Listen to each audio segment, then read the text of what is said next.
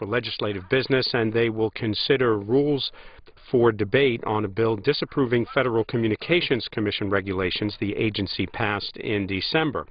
To the floor now, live House coverage on C-SPAN. The House will be in order. The prayer will be offered by the guest chaplain, Rabbi Ephraim Goldberg, Boca Raton Synagogue from Boca Raton, Florida. Our Father in heaven, guard the members of our esteemed House of Representatives.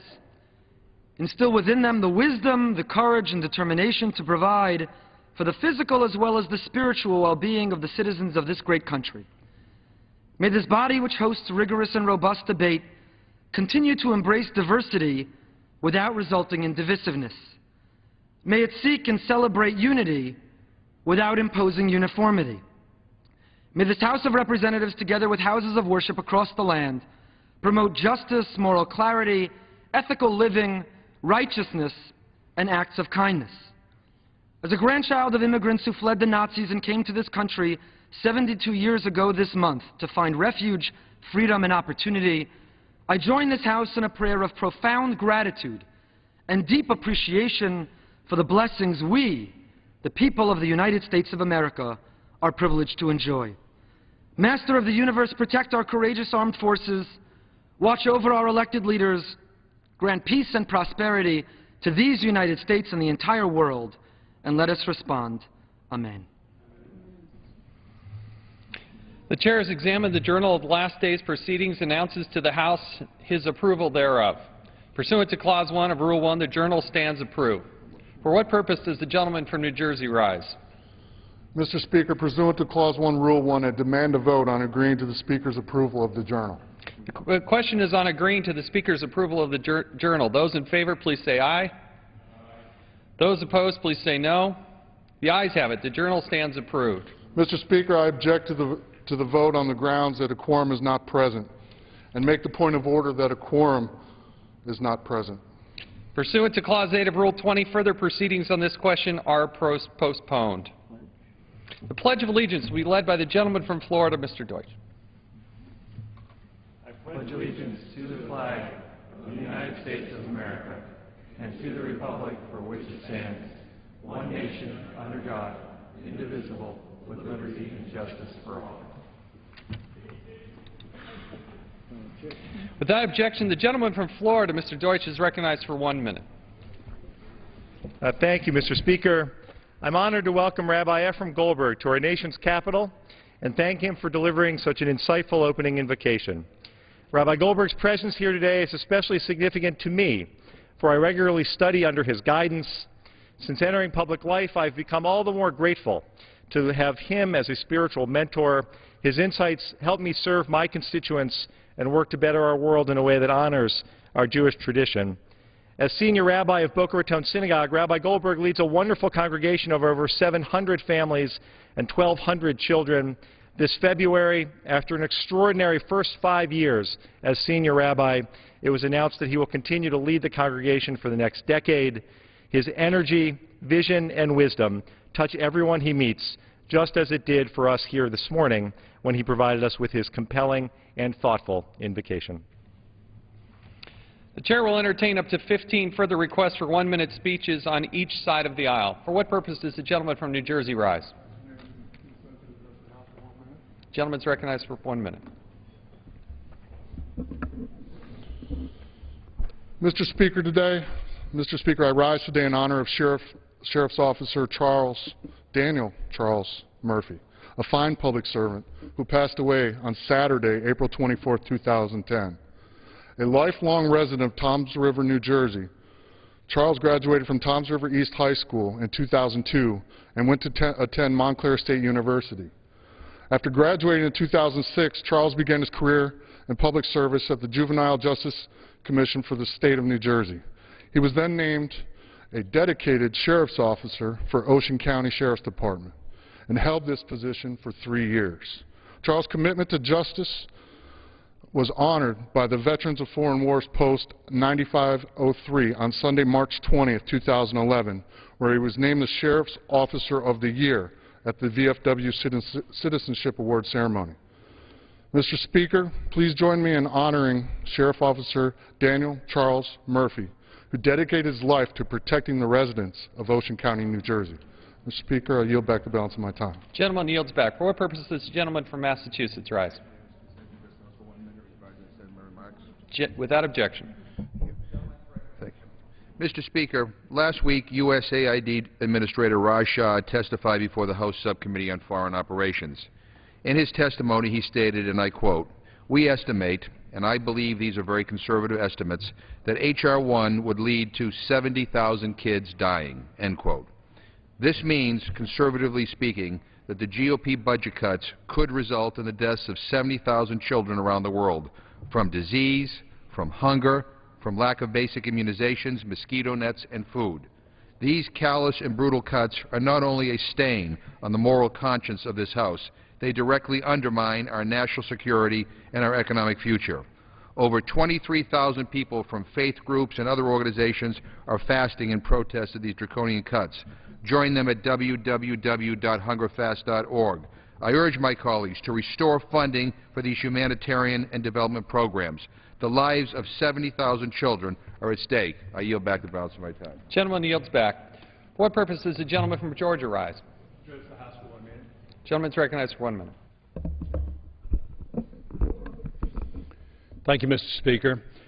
Mr. Speaker, I rise today to again condemn my Democrat colleagues' attempts to shut down the federal government. Even with total control of spending, Democrats failed to pass a budget last year. In the meantime, we've been operating on short-term spending bills only so that they can use their ace in the hole now, the government shutdown card. This has been their game plan all along, to attempt to divide the Republican Party, back us into a corner, and to shut down the government for their own political purposes. Mr. Speaker, our Democratic counterparts are gambling with the future of this nation, and it's a bet I'm not willing to take. I implore my colleagues to pass a long-term bill that protects seniors, protects veterans, and funds our troops, so we can move on to next year's budget and work to get it right this time. I yield back. Gentleman yields back. For what purpose does the gentleman from New Jersey rise? Gentleman is recognized for 1 minute. Mr. Speaker, the majority's proposed budget for fiscal year 2012 undermines our nation's values and priorities, attacking our middle class and in particular our nation's seniors. Today's seniors have a median income of only $19,000 a year. Both the Medicare and Medicaid program enable seniors to have health care coverage they will not otherwise be able to afford. The proposed budget will end the Medicare program as we know it under the disguise of reform, threatening to turn it into a voucher program that will shift more and more costs to seniors and their families. The majority's budget also attacks seniors from another angle by proposing deep cuts in Medicaid, which serves as our nation's primary payer for long-term care services. Medicaid will be starved by shifting the cost of the programs from the federal government to the states, which in turn could force seniors out of their own homes and communities into nursing homes. Before Medicaid and Medicare, nearly one-half of America's seniors were uninsured. Mr. Speaker, we cannot go back to the days of the past. We must be committed to strengthening and protecting Medicare and Medicaid for the well-being of our seniors and future generations. I yield back. Gentleman yields back. For what purpose does the gentleman from Texas rise? Without objection, the gentleman from Texas is recognized for 1 minute. Thank you, Mr. Speaker. You know, it's been 45 days since the House passed our bill to keep the government open and cut spending for the rest of this fiscal year. 45 days, and the Senate Democrats still have not passed a bill or come up with a plan to reduce spending. The American people have a right to know how we got here. For the first time since 1974, last year, when the Democrats ran the House, the Senate, and the White House, the Democrat majorities failed to do their job, failed to pass a budget, failed to pass important spending bills. To create a better and stronger America, we need to cut spending, balance the budget, pay down the debt, and slash the deficit. The American people want, need, and deserve better than trying to run a government deep into debt. A sign in my office sums it up well. It says, "It's the spending stupid." Yield back. Gentleman yields back. For what purpose does the gentleman from New Mexico rise? Without objection, the gentleman is recognized for 1 minute. Mr. Speaker, our nation faces serious economic challenges that require solutions that will create jobs and strengthen our economy. At a time when our top priority should be creating jobs for the American people, our Republican colleagues have lost focus on working families. The House budget that Republicans introduced this morning fails to put our country on a path to prosperity. Budgets are about priorities and values, and the Republican budget makes the wrong choices for hard-working families. Let's talk about the Republican dictionary. Premium support system. When they talk about premium support systems, they mean vouchers and privatization. Pro-growth changes to the tax code. When they talk about pro-growth changes, in fact, when they talk about anything that's going to change the tax code, they mean more cuts to millionaires and billionaires. The Republican plan ends Medicare and Medicaid as we know it by privatizing Medicare. Millions of seniors who rely on this program will be left out in the cold. While it's critical that we tighten our belts, we have choices to make. Let's choose not to do it on the back of our seniors. Gentleman yields back. For what purpose does the gentleman from Tennessee rise? Without objection, the gentleman is recognized for 1 minute.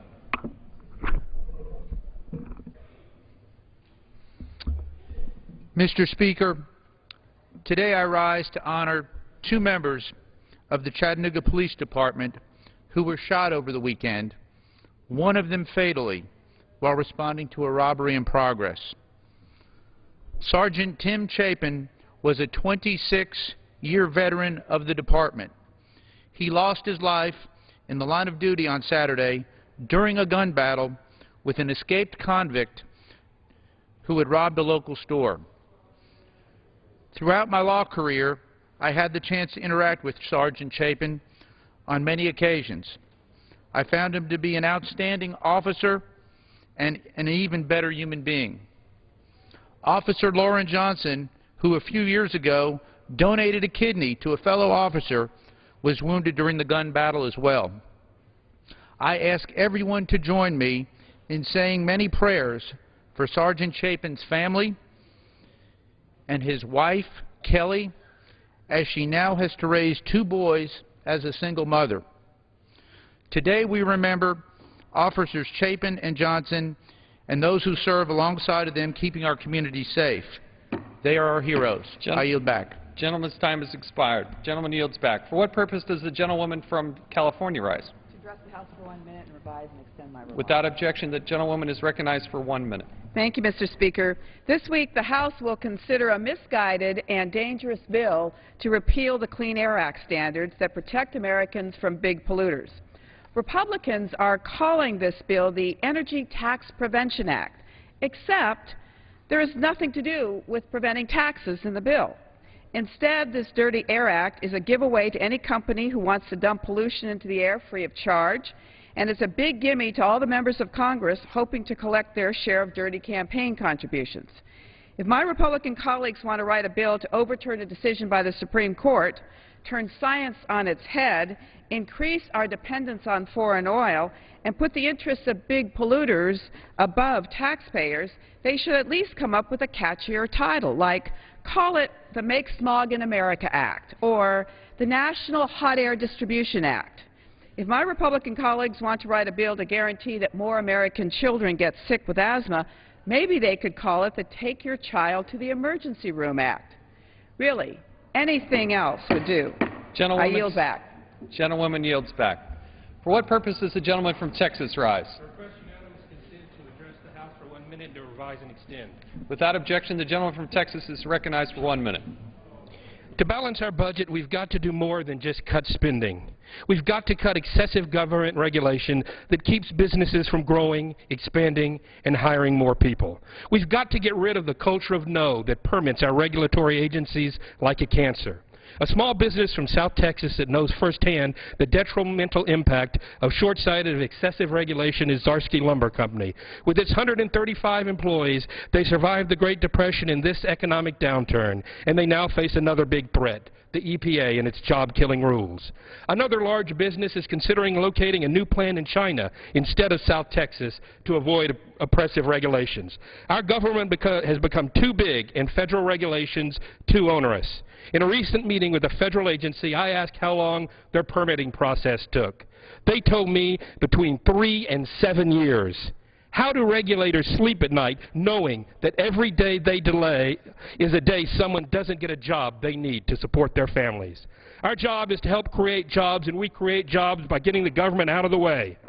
Thank you very much. Gentleman's time has expired. For what purpose does the gentlewoman from Hawaii rise? Without objection, the gentlewoman is recognized for 1 minute. Mr. Speaker, today we are beginning to get some of Budget Chairman Ryan's proposals for so-called fixing our economy. He doesn't propose eliminating tax breaks for the hugely profitable oil and gas industries. He doesn't consider asking multimillionaires to pay a fair share. In fact, he wants to reduce the top corporate and individual tax rates so that the middle-class Americans can pay even more. Instead, he is focused on cutting the safety net programs for our seniors and those less fortunate. He plans to turn Medicare into a voucher plan and to dramatically restrict eligibility for Medicaid. Last week, Majority Leader Cantor clearly explained Republicans' plans for Medicare, Medicaid, and Social Security when he said, quote, "Listen, we're going to have to come to grips with the fact that these programs can't exist if we want America to be what we want America to be," close quote. It is clear whose side Chairman Ryan and Majority Leader Cantor are on. I stand with the nation's seniors and the working people who are coping with Medicare and Social Security Gentlewoman's when they time retire. has expired. How about a little aloha? Gentlewoman's time has expired. Gentlewoman yields back. For what purpose does the gentleman from Georgia rise? Without objection, gentleman is recognized for 1 minute. Mr. Speaker, it's been 45 days since House Republicans passed a bill to cut $100 billion in federal spending, spending that, quite honestly, the prior Congress didn't have to spend and should have never appropriated.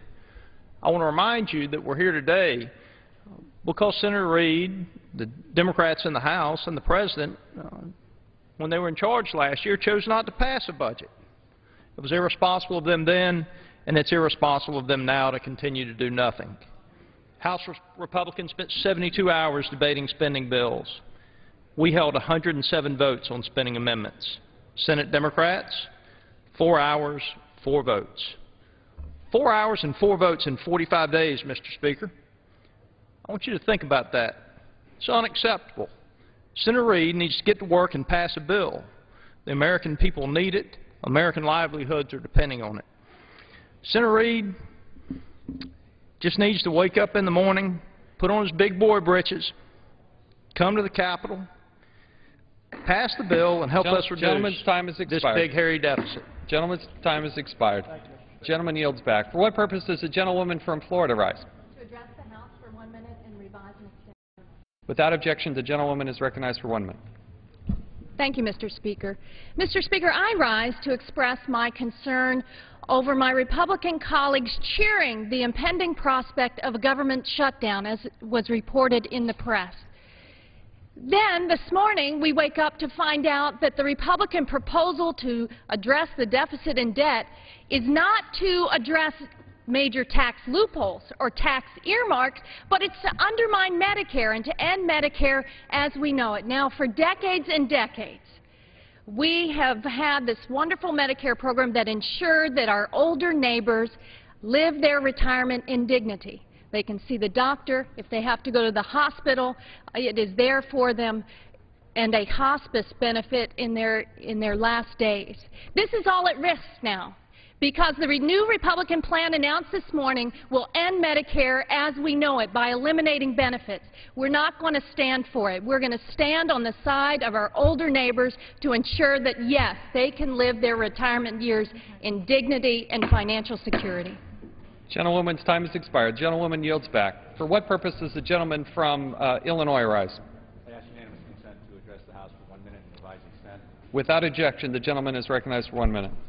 Mr. Speaker, today I rise to congratulate Wheeling High School students Preston Riley and Rajarshi Roy, who were selected as finalists in Samsung's National Solve for Tomorrow contest. I'm particularly proud of these students for their energy and creativity in using STEM education to tackle real-world challenges. Strong STEM education is critical to ensuring that all of our young people have the skills and knowledge that they need for success in college and careers. I would also like to recognize Wheeling High School science teacher Lisa Del Moro and Principal Lazario Lopez for their commitment to STEM education, which focuses on the field of science, technology, engineering, and mathematics. I recently visited Wheeling High School to get a first-hand look at the STEM for All program, where students of all backgrounds and academic achievement are challenged in the STEM subjects. This initiative incorporates all disciplines, including arts and languages, the humanities, alongside the focus on career certifications, college partnerships, and technology to prepare students for post-secondary opportunities. Gentleman's time has expired. Gentleman yields back. For what purpose does the gentlewoman from California rise? Request permission to address the House and revise and extend my remarks. Without objection, the gentlewoman is recognized for 1 minute. In 1935, when President Franklin Delano Roosevelt signed the Social Security Act, and then again in 1965 when President Lyndon Johnson made Medicare a reality, these were programs that our seniors depended upon. In fact, that promise was backed by a lifetime of hard work that they've backed on their own sweat and tears, and yet now we need to back it up with our commitment. Mr. Speaker, my Democratic colleagues and I favor a budget that recognizes our dual responsibility to, yes, reduce our deficit, but not on the backs of our seniors who've already paid into Social Security and have now received Medicare benefits, who oftentimes have limited means to really have the opportunities to increase their salary. In my district, 52,000 people are over the age of 65. Only 11.9% of them are working. These are impossible odds. Mr. Speaker, we need a budget, but we're not willing to do it on the backs of seniors. You make your choice. Democrats have a better way, and it's not called hurting Gentlewoman's seniors. time has expired. Gentlewoman yields back. For what purpose does the gentleman from Florida rise? Extend. Without objection, the gentleman is recognized for 1 minute. Mr. Speaker, I rise today with some serious concerns with the continued egregious spending by Fannie Mae and Freddie Mac approving large executive salary compensations at the expense of our taxpayers. For example, the chief executive officer of Fannie Mae received $9.3 million in compensation and salary for 2009 and 2010, while the chief executive of Freddie Mac received $7.8 million for 2009 and 2010 together.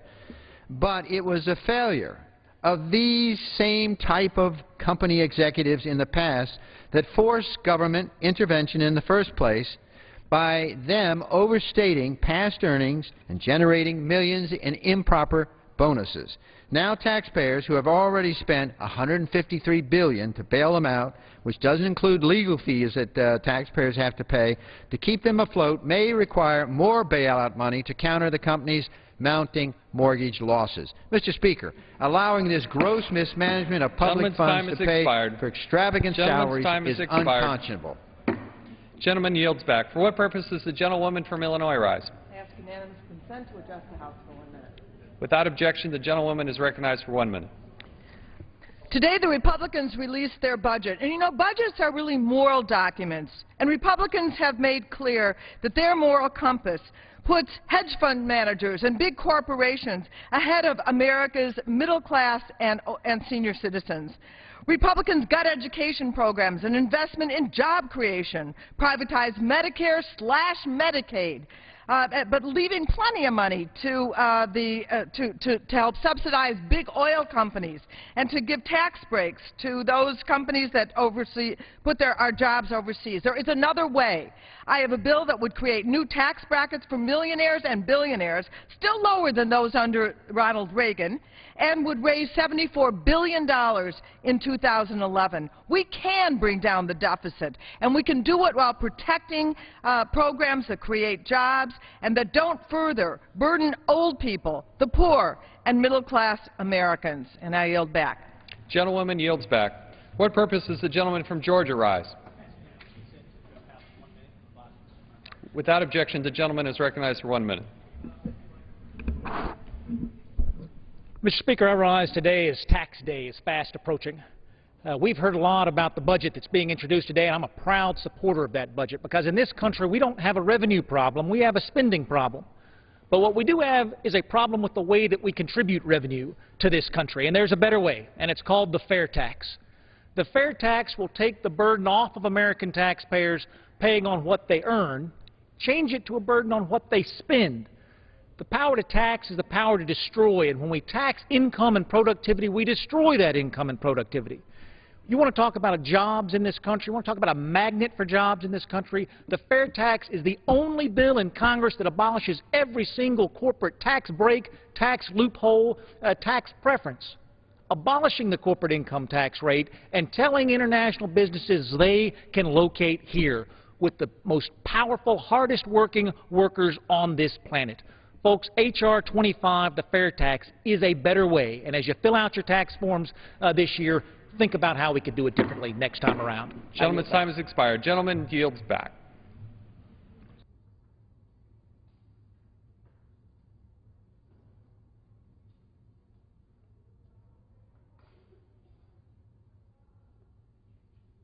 For what purpose does the gentleman from Georgia rise? Mr. Speaker, by direction of the Committee on Rules, I call up House Resolution 200 and ask for its immediate consideration. The clerk will report the resolution.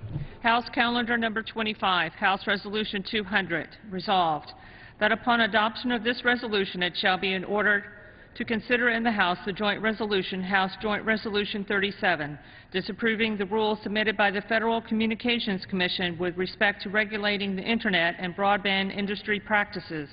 All points of order against consideration of the joint resolution are waived. The joint resolution shall be considered as read. All points of order against provisions in the joint resolution are waived.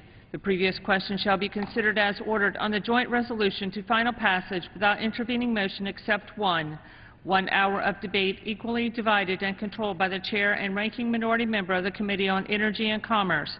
And 2, 1 motion to recommit. Gentleman from Georgia is recognized for 1 hour. Thank you, Mr. Speaker. For the purpose of debate only, I yield the customary 30 minutes to my good friend, the gentleman from Colorado, Mr. Polis, pending which time I yield myself such time as I may consume. Gentleman is recognized. During consideration of this resolution, all time is yielded for the purposes of debate only. Mr. Speaker, I also ask unanimous consent that all members may have 5 legislative days to revise and extend their remarks. Without objection, so ordered. Mr. Speaker, what we have today is a resolution that comes under the Congressional Review Act, a act passed by a Republican Congress and President Clinton that gives the Congress the opportunity to look at the regulatory burdens imposed by the executive branch and in a simple up or down vote say, do we want this regulation on the books or do we not? Today, that regulation is the net neutrality regulation that the FCC has promulgated. H.J. Res. 37, the underlying bill that this rule will allow us to consider, disapproves of the December 21st FCC rule concerning net neutrality on the basis that Congress did not authorize the FCC to regulate in this area. According to a D.C. Circuit Court decision in April of last year, the FCC failed to demonstrate that it had the authority to regulate Internet network management. Until such time as the FCC is given that authority by this Congress, we must reject any rules that it promulgates in this area. Now, we'll hear a lot today in the underlying resolution about the effective compromise that was crafted by the FCC. We'll hear a lot about the light touch that was used by the FCC to wade into this area. But, Mr. Speaker, if you don't have the authority to do it, you don't have the authority to do it. It is Congress's responsibility to delegate that authority. If folks like the underlying rule proposed by the FCC, they're welcome to bring that back as a congressional resolution. This bill today is about congressional prerogative. Will we or will we not stand up to an executive branch that does not have the authority to regulate? We've done a sad job in this Congress in years past, Mr. Speaker, of providing that oversight responsibility. Republicans had the responsibility of providing oversight to the Bush administration, and we didn't always live up to that measure. Democrats had the responsibility to provide oversight to the Obama administration, and they haven't always lived up to that example. We have the opportunity today to begin that step forward. Until Congress acts to delegate that responsibility, the Internet should continue as the Internet has grown and always continued as an area free of government interference, as an opportunity for entrepreneurs and investors and students and the elderly to be out there using the Internet as they see fit, free from the hand of government regulation. I'd also like to comment briefly on the nature of this rule. It's a closed rule. And I came to this Congress to advocate in favor of an open process, Mr. Speaker. But it needs to be understood that the Congressional Review Act is a closed process by nature. What my constituent said to me is, Rob, if you're doing something complicated, I want you to open up the House floor and have as many amendments and as much discussion as you can, because that's the right way to do things. But what I would really prefer is that you bring one bill with one idea and have an up or down vote for all the world to see. Well, Mr. Speaker, that's exactly the call that we have responded to today. A simple bill, one page long, that says the FCC does not have the delegated congressional authority to act in this area, and as such, their regulations shall be null and void. And with that, I reserve the balance of my time. Gentleman reserves the balance of his time. Gentleman from Colorado. Thank you, Mr. Speaker. This is indeed a simple bill, one page long. Nevertheless, it is a terrible bill, one page long, and I'd like to tell you why. Today, with our economy only beginning to recover, I believe that this rule and the underlying bill will imperil one of the greatest sources of job creation and innovation in America, the Internet. Now, over the past 15 years, the Internet has created more than 3 million jobs, according to a study by Hamilton Consultants. More than 600,000 Americans have part or full-time businesses on eBay alone. And on average, new Internet firms had 3 million jobs. Yet the majority brings to the floor legislation that will harm the open Internet. I can speak to this with some degree of authority. Before I came to Congress, I created over 300 jobs myself through founding several Internet-related companies, including ProFlowers.com and BlueMountain.com. My first Internet company was an Internet service provider on the other end of this equation, so I have good experience from both the commerce side as well as the access side, which I bring to this debate. And I have long supported open access to the Internet and continue to support net neutrality. Let me just sort of bring this close to home. When I was starting a flower company, ProFlowers.com, back in the late 1990s, we offered a supply chain solution. We brought fresher flowers to people at a better price by disintermediating the supply chain and allowing consumers to buy flowers directly from growers. Now, we were up against several legacy companies, companies like FTD and 1-800-Flowers that had a different distribution model that we believed and argued in the marketplace was a less efficient distribution model. Now, had there not been a de facto net neutrality at that point, it would be very difficult for a new company to break in, because you would have had the incumbent leaders in the marketplace buying the access through the broadband connections, much as companies will pay slotting fees to get into grocery stores. Some book publishers pay fees to be out on the open table. The big difference is we have robust competition between grocery stores, robust competition between booksellers. With regard to broadband access, over 70% of the residents of this country live in areas with only 1 or 2 broadband providers. All of the dynamism, and I have not heard this disputed even by the chairman of the subcommittee who testified before us yesterday, really the dynamism, the job growth from the Internet comes from the content and application side. Now, there aren't legitimate economic considerations on the bandwidth side. Clearly, those who are providing both wireless and wire bandwidth need to have a return on investment calculus, but it is that very same dynamism around the content-driven Internet that drives the usage that then leads people to pay more for higher speed access to the Internet. Now, the FCC has done an exemplary job with these rules, and they have actually received buy-in from all of the major players with regard to this matter, content providers, content aggregators, search engines, and yes, even on the broadband access side, most of the major broadband providers have supported these regulations as well. So they've done an excellent job. I realize that what they first put out there, many people were concerned with. They then did their job as they were told to by congressional statute specifically, which authorized them to do this. They listened to all parties, and they revised their net neutrality regulations so that they are something I think we can all be proud of as Americans and we can all be proud of as users of the Internet. Now, just to be clear how they hit their mark, because I know yesterday in committee the chairman mentioned, the chairman of the subcommittee mentioned that he thought that some of the broadband providers were coerced into supporting the protocol standards before the FCC. I don't know enough to dispute that or not, but what I will tell you is I have impartial third-party testimony that I think is very compelling from investment bankers who follow this sector. So the way the investment banking sector works is they have analysts who really cover different stocks, cover different sectors, and they inform people about the impact of market regulations on that sector. What I have from the Bank of America Merrill Lynch analyst, it says the agreement, the FCC's net neutrality provisions, is consistent with our view that the net neutrality regulatory overhang has been eliminated from telecom and cable stocks. Now, let me elaborate. What that means, net neutrality regulatory overhang, there was fear among the analysts covering the telecom and cable sectors that the Obama administration would do something overarching with regard to net neutrality. There was fear based on some of the initial rules that percolated. However, the FCC did their job, and that fear has been eliminated. There is now no market overhang on companies in this sector, and they are no longer concerned that the regulations are overarching. Let me go to Goldman Sachs analyst from December of last year. The rules stuck largely to what was expected and will be viewed as a light touch. Let me again go to Raymond James. We are glad that the staff is making this innocuous by simply placing official rules around what is already being done by the industry under a no-regulation scenario.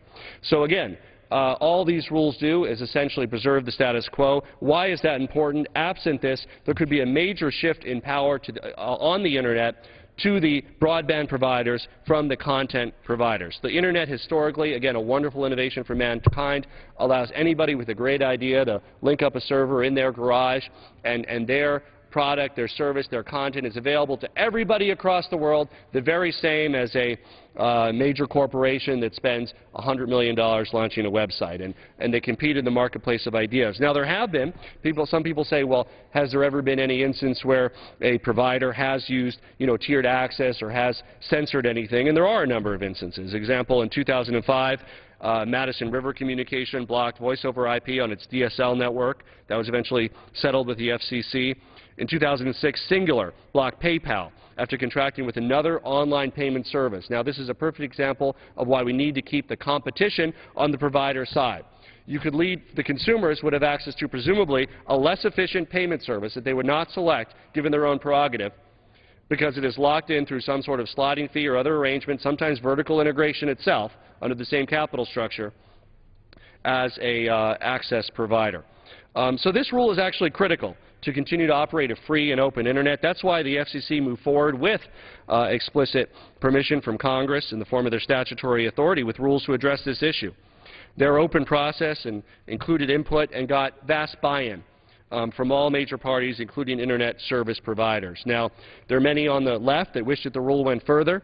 And yes, there might be some in business that prefer that there was no rules at all. The vast majority of the business community strongly supports the consensus rules that the FCC came out with.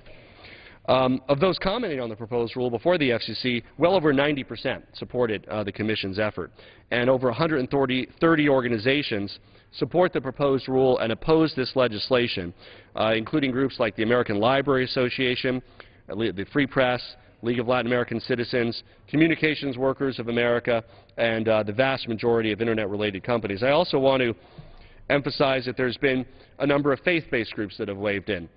One of the largest is the Conference of Catholic Bishops, representing millions of American Catholics, who weighed in in a letter opposing this legislation before us today. The Internet is open to any speaker, commercial or non-commercial, whether or not the speech is connected financially to the company providing Internet access, or whether it is popular or prophetic. The letter goes on to state how the Catholics have used the Internet as an outreach tool. Now, there's legitimate fear here from two perspectives. One, among the nonprofit and religious community in general, is that their content would receive a lower tier because they're not necessarily able to pay the same type of slotting fees or access that a for-profit commercial provider would do. So your web page from Nike might load faster than your web page from the Catholic Church, because if there was tiered access, who would be more likely to pay for the speed of the access?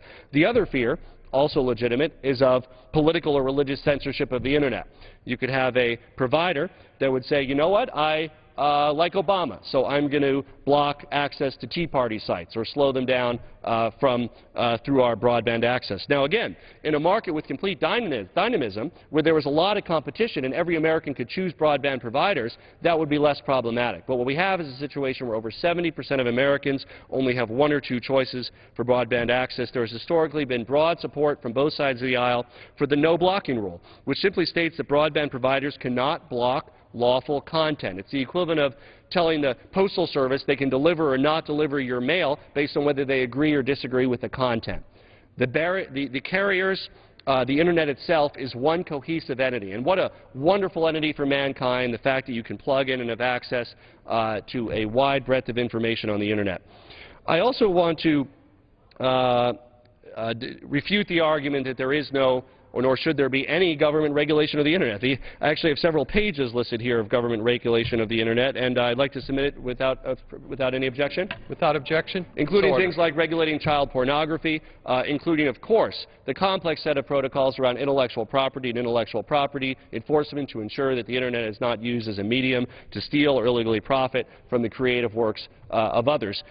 We go on and on with regard to e-commerce, advertising, privacy laws, a number of laws designed to protect our privacy, protect us from abuse, and protect us from security breaches with regard to viruses. And this is another dimension. This is to protect us from the Internet being broken apart by a series of tiered pipelines rather than one cohesive Internet.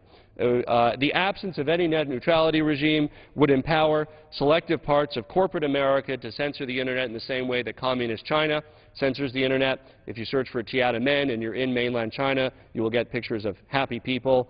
You will not get pictures of their crackdown on the pro-democracy demonstrators. We risk the same potential here if you don't, the broadband actors play a critical role, and I want to make sure their concerns are balanced. They will get their return on investment. We actually have a quote from the AT&T executive who did appear before the committee, who said that they can use the 10 to 15-year time frame to justify return on investments with regard to broadband infrastructure. Even Comcast has called the new rules a workable balance between the needs of the marketplace and certainty that carefully crafted and limited rules can provide to ensure that Internet freedom and openness are preserved. I would further argue that a free and open Internet is in the interest of the broadband providers themselves. So not only is it not necessarily the case that they only agree to these under the duress. I think many of the forward-looking broadband providers realize that what drives Internet access, what drives consumers to want a faster, better connection, is that very vibrancy in the information marketplace that net neutrality helps preserve. So the real question is, why are we here? Why are we here debating something that was thoughtful, that is buy-in from all sides of the debate? And I really had a tough time figuring it out, even through our committee examination of this yesterday. But I think that we're here because of a knee-jerk reaction of the opposition that might have been initially opposed to some of the more overarching rules that were initially proposed before the FCC. But we've come a long way since then.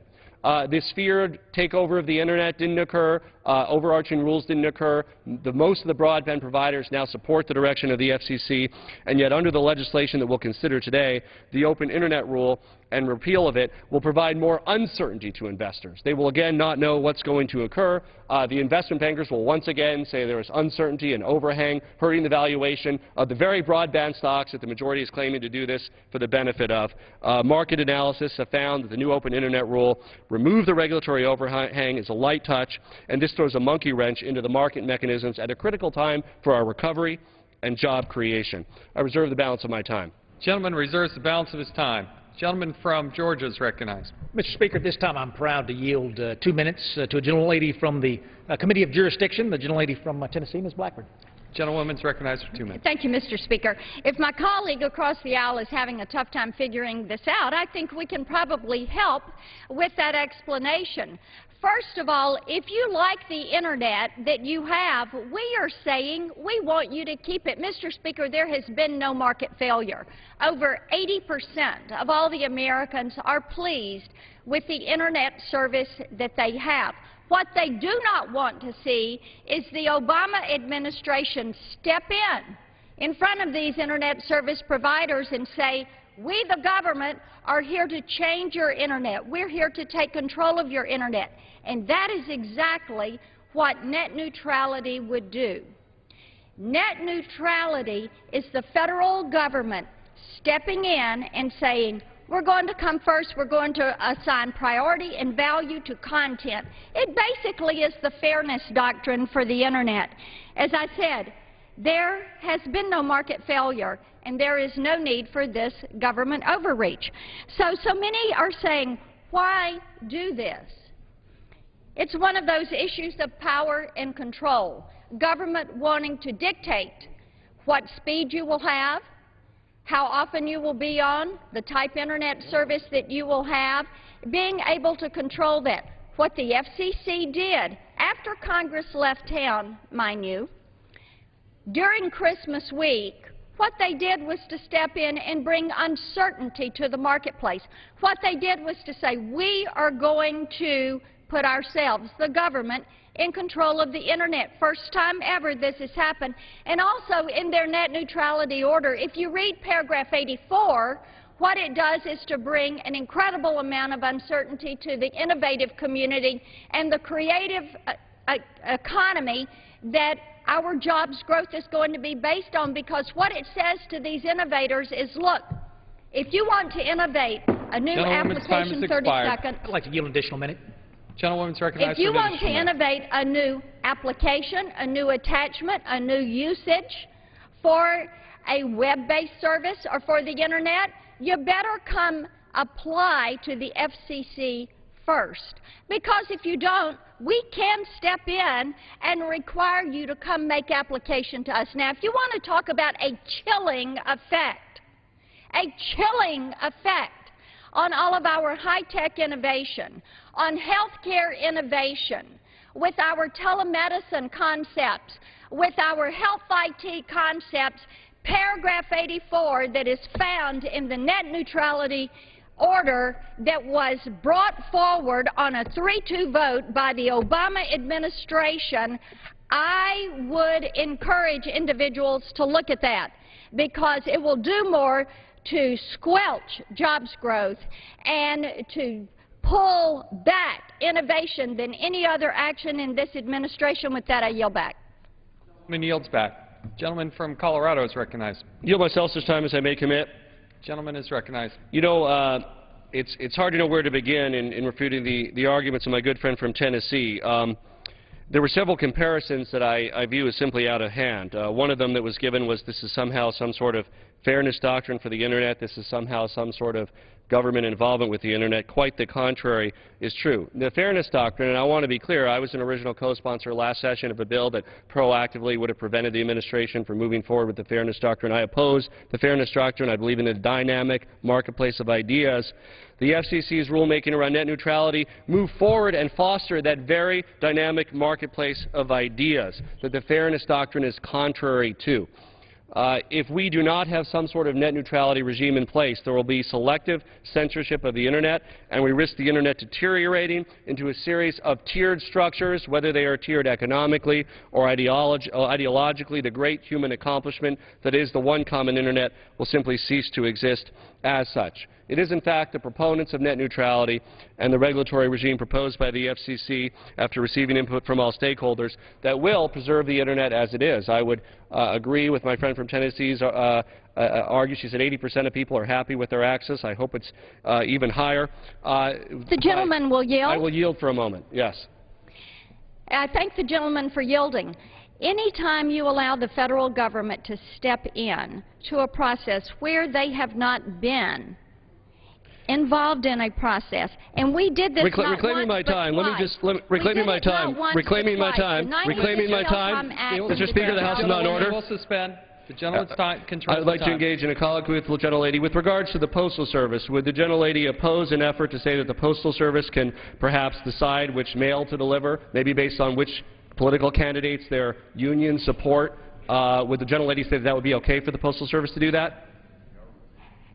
The gentleman knows that that is not relevant to the discussion that we are having here. What we're talking about is a fairness the application of this is the fairness doctrine of the Internet. Reclaiming my time. Reclaiming my time. If the gentleman will focus on the issue. The gentleman will suspend. The gentleman controls the time. Thank you. Reclaiming my time. The fairness doctrine is something that is I oppose, I will always oppose, and is completely consistent. The fairness doctrine is consistent with the approach that the gentlelady is approaching with regard to the Internet. By having net neutrality in place, we prevent any type of fairness doctrine or selective allowance of certain content to consumers of the Internet. The whole net neutrality regulatory structure is to ensure that everybody has access to putting content on the Internet in the same way, and that that content will not be discriminated against based on its ideology, based on economic considerations. I'll yield to the gentlelady.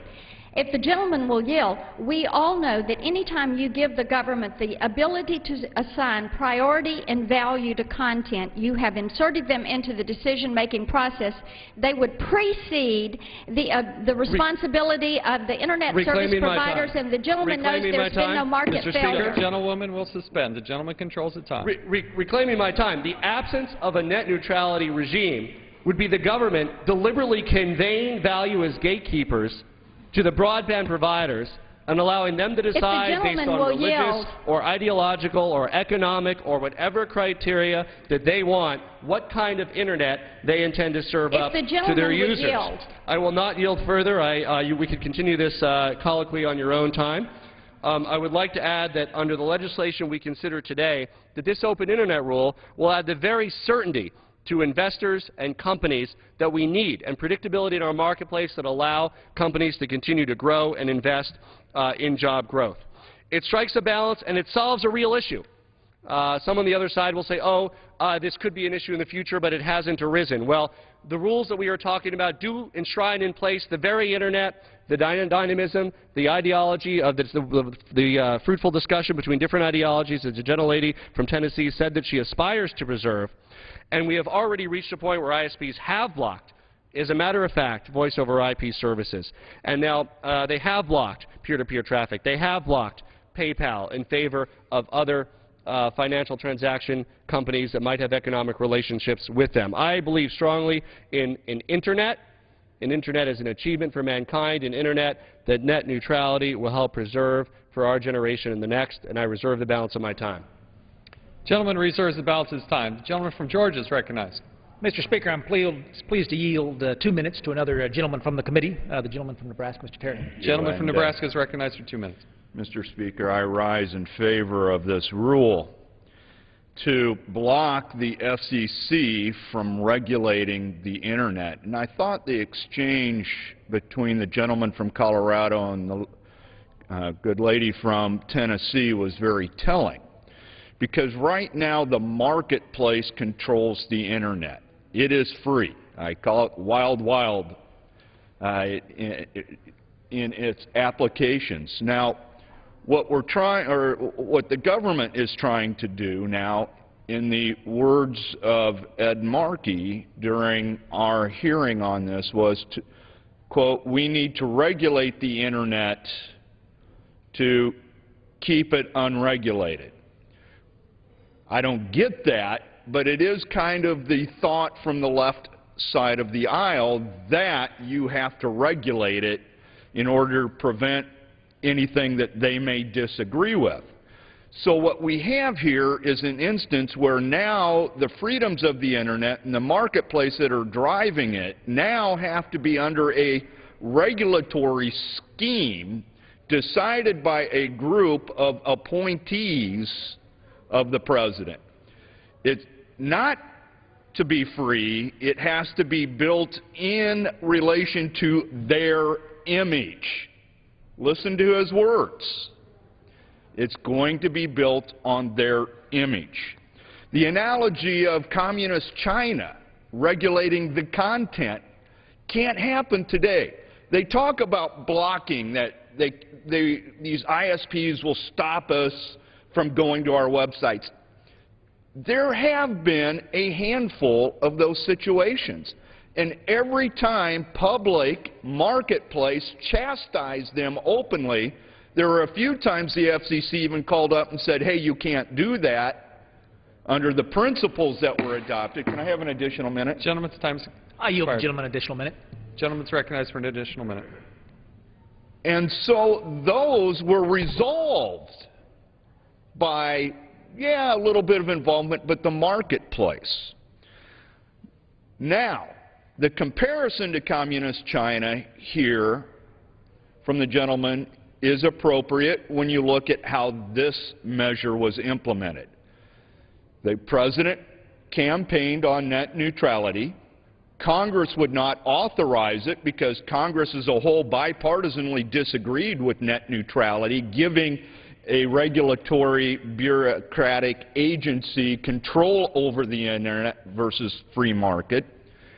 So, since Congress wouldn't pass it, just sua sponte, they just rose up and said, we don't have the authority. Well, they didn't say they don't have the authority, but Congress never gave them the authority to regulate the Internet. So they're just assuming that they're going to take that power away from the people in the marketplace and do it themselves. That is where the analogy to Communist China is appropriate. Gentleman's time has expired. Gentleman reserves the balance of his time. Gentleman from Colorado is recognized. I would argue that in Communist China, the residents there do not have access to the Internet. What they have access to is an Internet minus the sites that their government deems inappropriate. We risk going down that same route if we don't enshrine in rule or in law net neutrality provisions that ensure that there is an open and free Internet, and that American citizens have access to the Internet in its entirety, not with any censorship because of economic or religious reasons. One of the simple components of this rule, I won't yield, one of the simple components of this rule, I'll be happy to discuss it on your time. One of the simple components of this rule is the no blocking rule. This states very simply, a broadband provider cannot block lawful content. A provider cannot say, I don't like Catholics, I'm not going to allow Catholic content through our broadband. A provider cannot say, on my Internet, we're blocking access to Tiananmen because I have business deals in China. We need to ensure that the Internet as one entity is available to all Americans who buy access. And again, the broadband providers themselves, out of their own economic self-interest, endorse this concept because they truly understand, with the fiduciary responsibility of their own shareholders, that the very dynamism that leads to the increase in popularity of the Internet relies on it being an open and free Internet. And without these protections that are afforded by the FCC's open Internet rules, the abuses that have already occurred are just a small sign of far worse things that will come. In expressing support for killing the open Internet rule with this bill, a witness for the majority brought to Capitol Hill said that ISPs should be allowed to block lawful content, and said, quote, it is appropriate because you block the source of the problem. If the person that is violating your acceptable use policy is Netflix, you block Netflix. In effect, you would empower broadband providers to bully around content providers, be it Netflix, be it Yahoo, and say, you know what, I don't like the fact that you're renting this movie. I don't like the fact that you're linking to this news. That's the direction that Communist China has gone, and that's the direction that America and the global Internet will go if we fail to preserve the net neutrality regime that is before us. I reserve the balance of my time. Gentleman reserves. Gentleman from Georgia is recognized. Yeah, Mr. Speaker, at this time I'm yield as much time as he may consume to the subcommittee chairman, Mr. Walden. Gentleman's recognized. Thank you, Mr. Speaker. I thank the gentleman from the Rules Committee for his good work on this issue. Mr. Speaker, there are a number of issues I'd like to address as chairman of the Communications and Technology Subcommittee. First of all, when it comes to the notion that the FCC, or let me back up, these carriers that give us the Internet might somehow regulate religious speech. It's interesting to note that the FCC in its own order threatens and pulls out specifically a threat to religious content. Paragraph 47, footnote 148, which I'm sure the gentleman from Colorado must know about, says that a religious organization would be prohibited from creating a specialized Internet access service. Now, there is an Internet provider out there called KosherNet that wanted to have a special service for those religious subscribers who happen to agree that they don't want to be exposed to things on the Internet that they are bound to regarding their religion. Will the gentleman yield for a brief question? And I would not yet. And so the issue that the FCC points out is that, we're not going to allow that to happen under these rules. So they can't You can't have a separate internet provider that's just set up for its own subscribers, that just wants to have a filter on the internet, if you will, for those who want to subscribe to that because of their religious beliefs. So already you see a government getting involved at the head end. Now, you know, we've seen in Egypt where the government's involved and had a kill switch and just turned it off when opponents of the government got engaged. And we've heard a lot about China, and we all know the various backdoors to the internet there that they tried to put in to regulate speech, to control access to content and all of that. That's the government doing that. We know this country for many years operated under the Fairness Doctrine. That was the government trying to regulate political. President Reagan's FCC, after a couple of court decisions, basically said that trips right up against the First Amendment, that President Reagan's FCC repealed the Fairness Doctrine. Congress tried a couple of times to put it back in place. What we should be about is a free and open internet. And that's what we've had, and that's what's allowed this incredible explosion of technology and innovation to take place. And it has not taken place because the government picked winners and losers on the internet. It's because engineers and scientists and technicians and innovators and entrepreneurs did that on the existing internet. Now along comes the government, the Federal Communications Commission, on a 3-2 partisan, middle-of-the-night sort of decision, if you will, right over the holidays, to say we're going to seize control and regulate the internet. Now, that's not been done before, although they tried in the Comcast BitTorrent case where they tried to regulate the internet once before, but the court here in Washington, D.C. said they lacked the authority. They had not proven, they had failed to demonstrate that they had the authority. And so the court struck them down pretty clearly, in part because they relied on a statement of policy, and the court said a statement of policy does not constitute statutorily mandated responsibilities. Previously, the FCC ruled, by the way, that Section 706 did not constitute an independent grant of authority and has not overruled that prior decision. Now, that's important because Section 706 is part of the foundation upon which they think they have this authority, even though in a prior case they said that didn't grant them an independent grant of authority. Regulating otherwise unregulated information services is not reasonably ancillary to the Section 257 obligation to issue reports on barriers to the provision of information services. There are a number of issues here that bring us to the rule that we have today on the Congressional Review Act that would repeal the rule that the FCC put in place at the end of the year and notified us on. Now, why are we using the Congressional Review Act? It is a very specific, very narrow, very targeted, bipartisan created process. The current leader of the Senate, Harry Reid, was an advocate and supporter of the Congressional Review process because it allows Congress to step in when an agency has overstepped its bounds on a major rule and say, no, you don't have the authority, or we disagree with the rule, and so we chose this CRA process to overturn this rule that a partisan group of unelected officials chose to enact, exceeding their authority. Now, Congress, whether you're for net neutrality regulation under Title I or Title II or no title at all, you should not stand idly by when an agency exceeds its statutory authority. I think ultimately this will be thrown out in court once it's ripe for a court to review, as the court has slapped down the FCC in the past.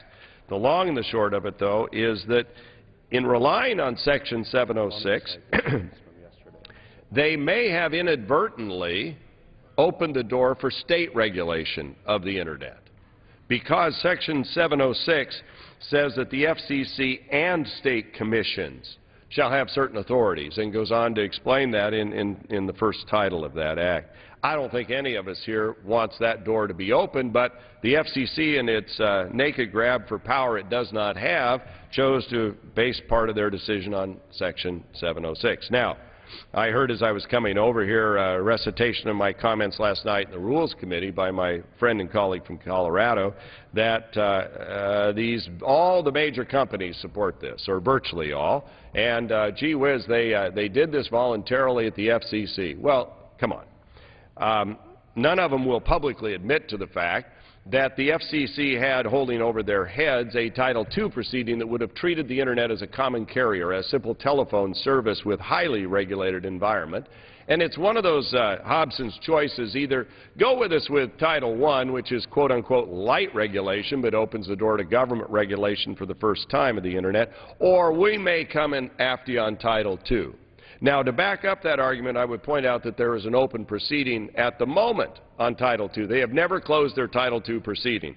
And so, you know, come on. These companies have a lot of other issues before the FCC, like mergers. Have anybody heard of those?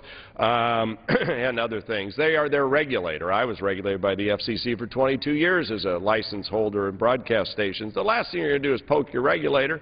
And when your regulator has to buy your license or your next merger, you're probably going to acquiesce to the lesser of two evils, which is what happened here. So, Mr. Speaker, and to the ladies and gentlemen of the House, I would encourage you to support this rule. It's narrow, it's defined, it's closed for a reason, because the parliamentarians and others have told us basically there's no real way to amend this and carry out its lawful action. And so in a rare instance, this makes sense to have a closed rule. And with that, Mr. Chairman, I would yield back my time to you. The gentleman yields back. The gentleman from